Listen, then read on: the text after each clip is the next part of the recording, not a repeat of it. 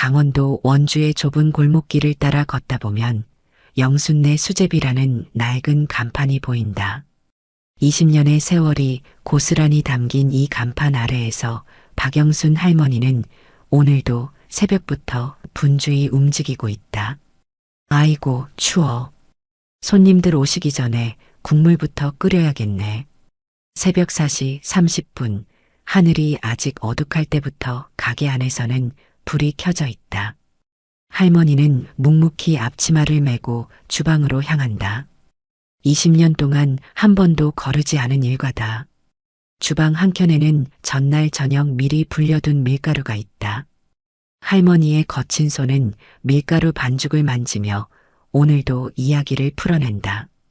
반죽을 치대는 손끝에는 수많은 이야기가 담겨 있다.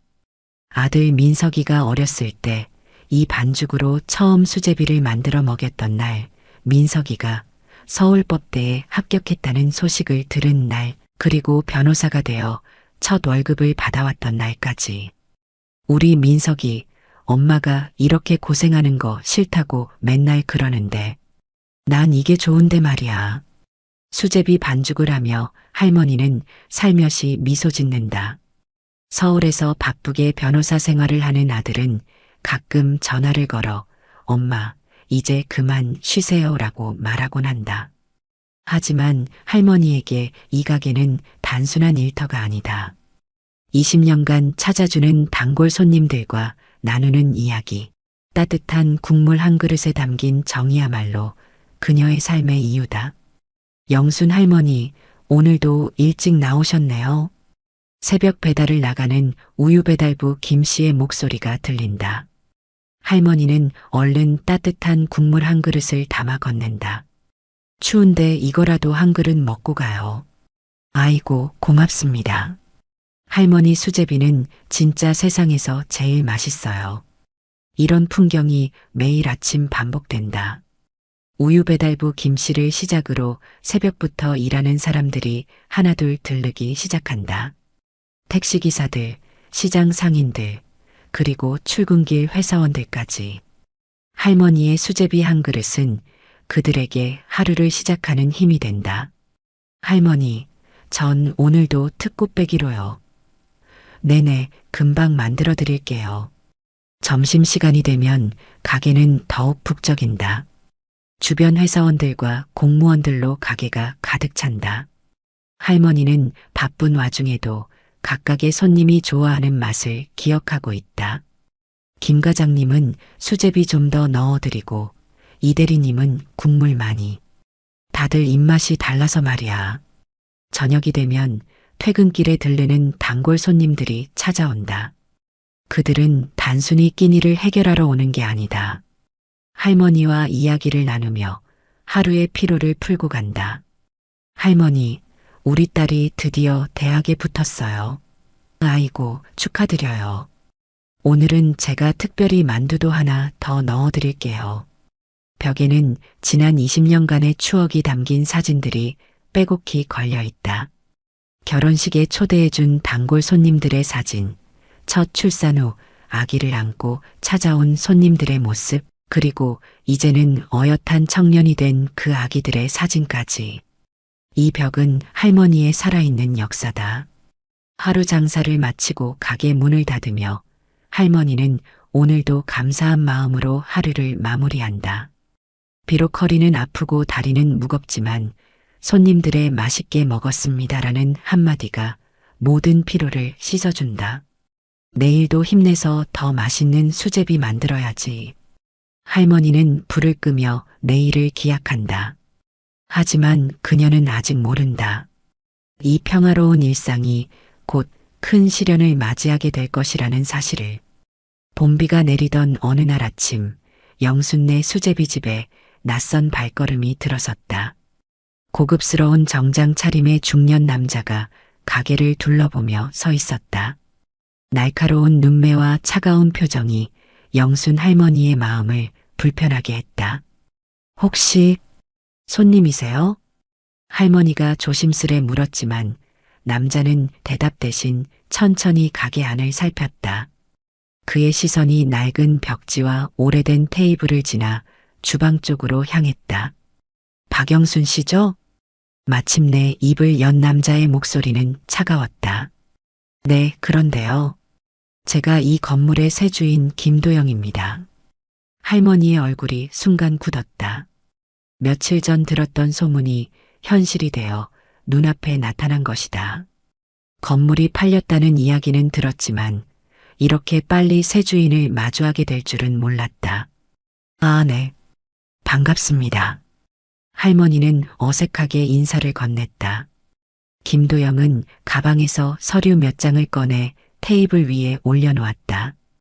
곧 이 건물을 재개발할 예정입니다. 한 달 안에 가게를 비워주셨으면 합니다. 네, 한 달이요? 할머니의 목소리가 떨렸다. 20년 동안 지켜온 가게를 한 달 안에 비우라니. 그것도 봄 장사가 한창일 때. 법적으로는 더 짧은 기간도 가능하지만 특별히 배려해드린 겁니다. 김도영의 말투에는 어떤 감정도 실려있지 않았다. 마치 일기예보를 읽어내듯 담담했다. 하지만 저희가 20년을 넘게 과거는 중요하지 않습니다. 현재 계약 상황과 앞으로의 계획만이 중요하죠. 김도영은 할머니의 말을 자르며 서류를 가리켰다. 여기 보시면 아시겠지만 계약 기간은 이미 만료됐습니다. 법적으로 제가 퇴거를 요구할 수 있는 상황이에요. 할머니는 손을 부들부들 떨며 서류를 집어들었다. 글씨가 뿌옇게 흔들려 보였다. 그래도 장사가 잘 되는 봄철인데 박영순 씨, 제가 분명히 말씀드리죠. 이 건물은 곧 허물어질 겁니다. 새로운 상가 건물이 들어설 거고요. 제가 드린 기간 안에 나가지 않으시면 그는 잠시 말을 멈추고 할머니를 바라봤다. 강제 집행도 가능하다는 걸 알아두셨으면 합니다. 그 말을 남기고 김도영은 가게를 나갔다. 문이 닫히는 소리가 유난히 크게 들렸다. 할머니는 한동안 그 자리에 멍하니 서 있었다. 아침부터 끓여놓은 국물이 팔팔 끓고 있었지만 그 소리조차 들리지 않는 듯했다. 할머니, 괜찮으세요? 옆 가게 주인 최 씨가 들어와 걱정스레 물었다. 그제서야 할머니는 정신을 차렸다. 아, 네. 방금 그 사람. 새 건물주라면서요? 다들 걱정하고 있어요. 소문이 안 좋더라고요. 최 씨의 말에 할머니는 한숨만 내쉬었다. 어떡하죠? 이제 어디로 가야 하나? 눈물이 핑 돌았지만 할머니는 재빨리 손등으로 닦아냈다. 잠시 후면 점심 손님들이 올 시간이었다. 우선 아들한테라도 연락해 보시는 게. 안 돼요. 민석이한테는 말하면 안 돼요. 할머니는 단호하게 고개를 저었다. 그 애가 얼마나 바쁜데 이런 일로 신경 쓰게 할 순 없어요. 하지만 그날 저녁 텅 빈 가게에 홀로 앉아있던 할머니는 결국 눈물을 쏟고 말았다. 벽에 걸린 사진들이 흐릿하게 보였다. 20년의 세월이 그리고 그 속에 담긴 수많은 이야기가 한순간에 무너질 위기에 처한 것이다. 할머니는 떨리는 손으로 휴대폰을 꺼냈다. 민석이의 번호를 찾아보다가 이내 다시 가방 속에 넣었다. 조금만 더 버텨보자. 그날 밤 할머니는 평소보다 더 오래 가게에 남아 있었다. 마치 하루하루가 더욱 소중하게 느껴지는 듯했다. 내일이면 또 다른 하루가 시작될 것이다. 하지만 이제 그 하루하루가 얼마나 남았는지는 아무도 모른다. 그날 밤 가게 문을 닫고 난 후였다. 박영순 할머니는 빈 가게에 홀로 앉아 벽에 걸린 사진들을 하염없이 바라보았다. 20년이란 세월이 고스란히 담긴 사진들. 어린 시절 민석이가 가게에서 숙제하던 모습, 대학 합격 소식을 듣고 와서 찍은 사진, 변호사 시험에 합격하고 처음으로 정장을 입고 찾아와 찍은 사진까지. 이제 어떡하면 좋지? 떨리는 손으로 휴대폰을 꺼냈다. 아들 민석의 번호를 몇 번이나 눌렀다가 지웠다가를 반복했다. 바쁜 아들을 귀찮게 하고 싶지 않았지만 이제는 정말 어찌해야 할지 막막했다. 결국 할머니는 떨리는 손가락으로 통화 버튼을 눌렀다. 여보세요? 엄마. 서울에서 늦게까지 일하고 있던 민석의 목소리가 들렸다. 민석아. 할머니의 목소리가 떨렸다. 엄마, 무슨 일 있으세요? 왜 이렇게 늦게? 미안해. 엄마가 이런 전화해서 참았던 눈물이 주르륵 흘러내렸다. 엄마, 울어요? 무슨 일이에요? 제가 지금 당장 건물주가 바뀌었어.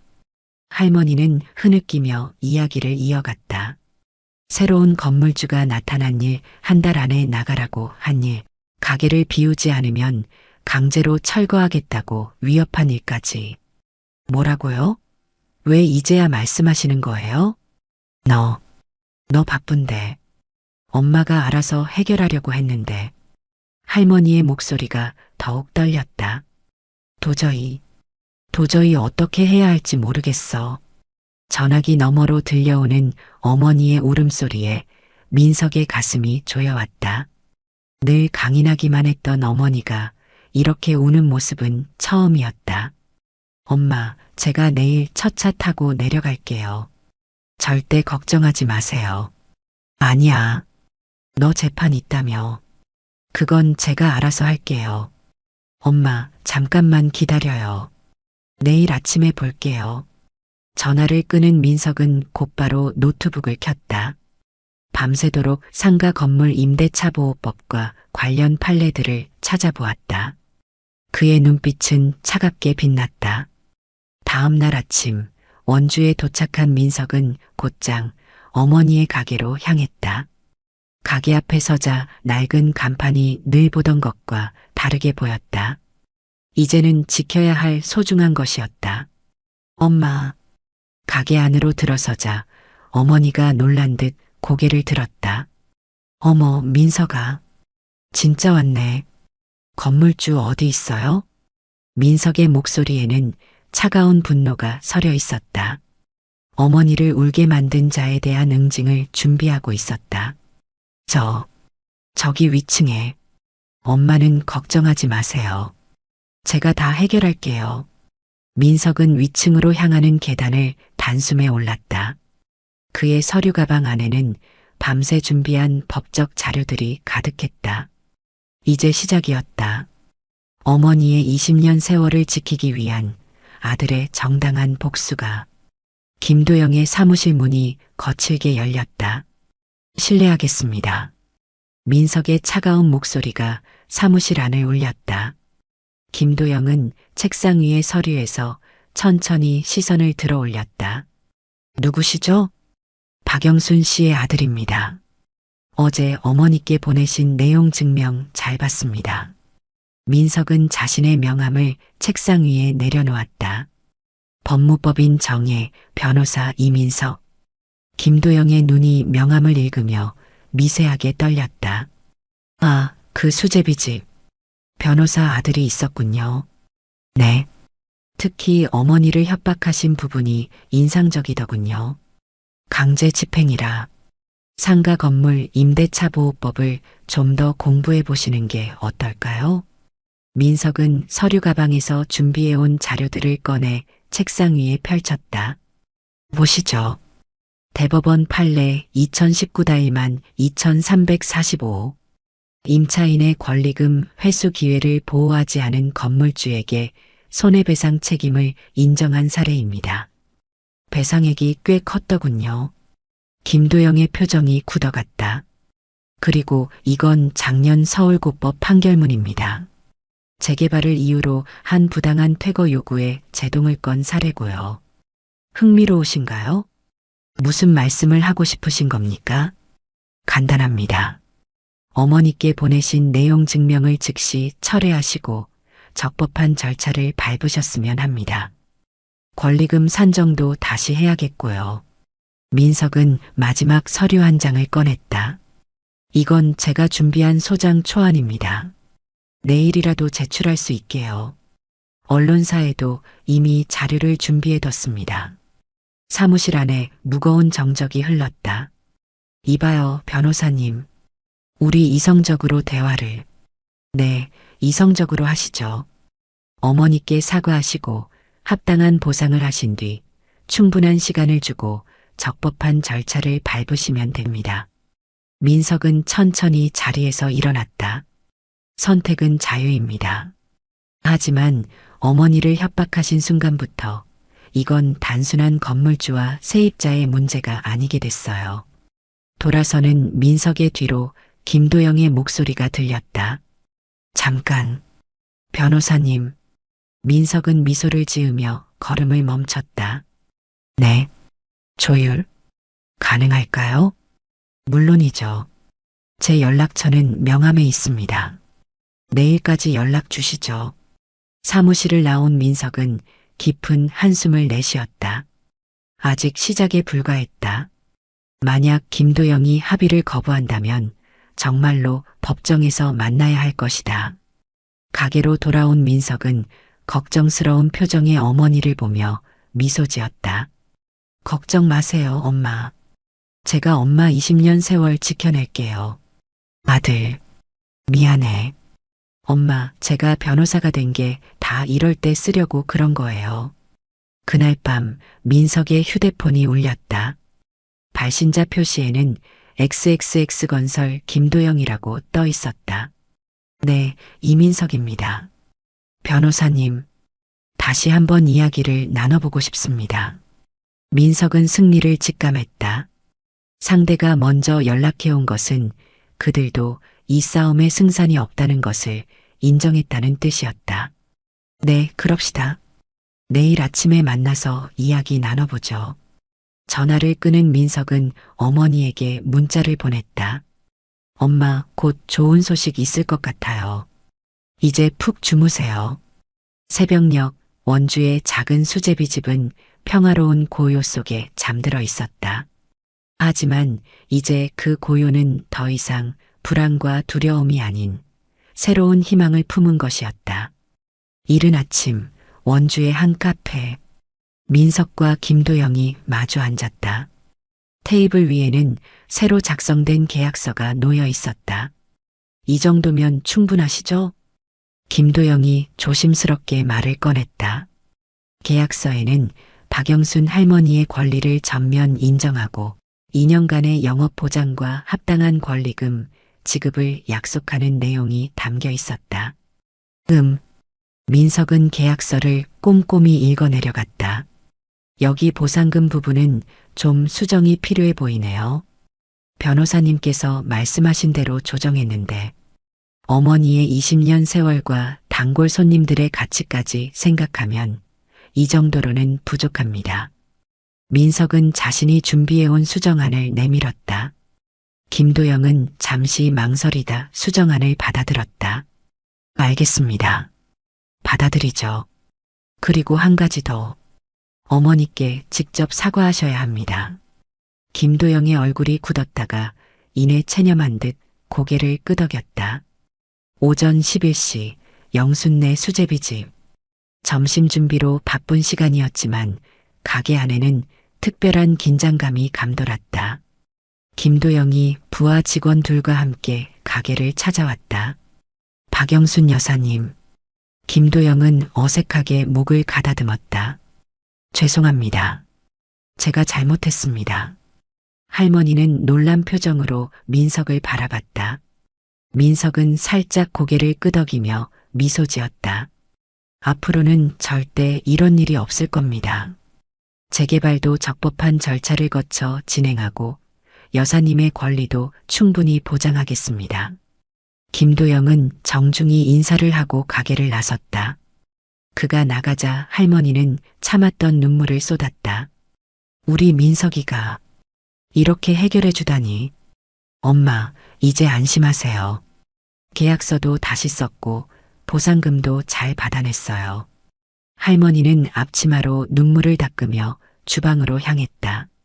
그래도 오늘 장사는 해야지. 너도 수제비 한 그릇 먹고 가려무나. 그때 가게 문이 열리며 단골 손님들이 하나둘 들어오기 시작했다. 할머니, 좋은 소식 들었어요. 역시 우리 민석이가 해결했다면서요? 축하드려요, 할머니. 소문은 이미 동네에 퍼져 있었다. 단골 손님들은 저마다 기쁜 마음을 전했고 가게는 순식간에 축제 분위기로 바뀌었다. 자, 오늘은 제가 한턱 쏩니다. 민석이 큰 소리로 외치자 손님들이 환호성을 질렀다. 점심시간이 지나고 민석은 서울로 돌아갈 준비를 했다. 엄마, 이제 걱정 마시고 장사하세요. 제가 자주 내려올게요. 그래, 우리 아들 고마워. 할머니는 아들을 배웅하며 뿌듯한 마음을 감출 수 없었다. 어린 시절부터 늘 자랑스러웠던 아들이 이제는 어머니의 든든한 보호자가 되어 있었다. 민석이 탄 택시가 떠나고 할머니는 다시 주방으로 향했다. 수제비 반죽을 만지며 할머니는 행복한 미소를 지었다. 이제 마음 편히 장사할 수 있겠구나. 가게 벽에 걸린 사진들이 반짝였다. 20년의 세월이 고스란히 담긴 그 사진들 속에 이제 새로운 이야기가 하나 더 추가될 것이다. 정의를 되찾은 날의 이야기가. 한 달 후 영순네 수제비집은 여전히 활기찼다. 오히려 이전보다 더 많은 손님들이 찾아왔다. 20년 전통을 지켜낸 수제비집이라는 이야기가 입소문을 타고 퍼진 덕분이었다. 할머니, 요즘 손님이 더 많아진 것 같아요. 단골 손님인 김 반장이 수제비를 먹으며 말했다. 그러게 말이야. 다들 우리 민석이 이야기 듣고 오는가 봐. 할머니는 쑥스러운 듯 웃으며 말했다. 가게 한켠에는 새로 걸린 사진 한 장이 있었다. 김도영과의 합의 후 찍은 기념사진이었다. 할머니와 민석, 그리고 오랜 단골 손님들이 함께 찍은 사진 속에는 승리의 기쁨이 담겨 있었다. 어제는 서울에서 기자가 찾아왔다니까. 옆 가게 최 씨가 말했다.